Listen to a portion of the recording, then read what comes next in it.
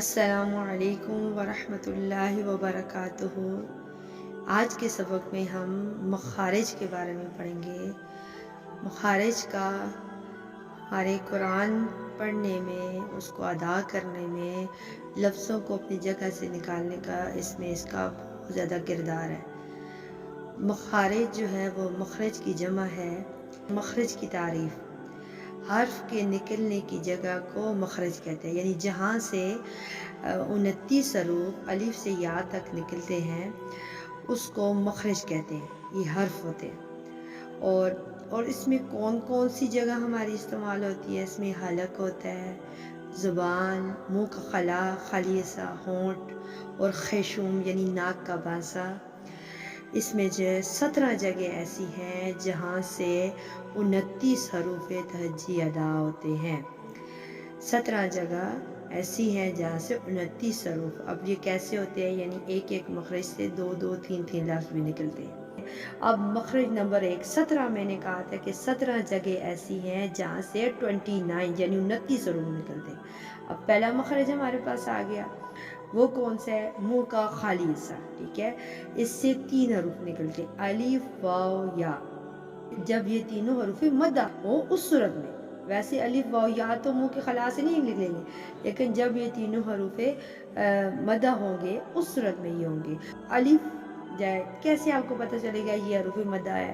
الف ہے، واو ہے، یا ہے، کس صورت میں؟ اب اس کا بھی قاعدہ ہے، الف سے پہلے زبر ہوگا تو وہ الف مدہ کہلائے گا۔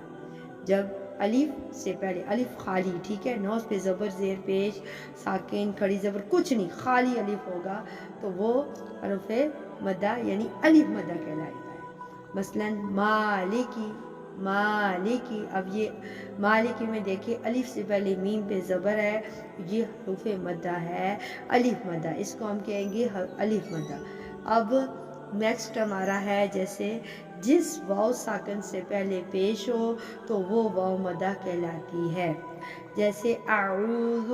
اب دیکھیں اعوذ ہم نے کیا، جو واو بیچ میں ہے نا، اس کی آواز سے ہمیں پتہ چلے گا کہ یہ حروف مدہ منہ کے خالی حصے سے نکل رہے ہیں۔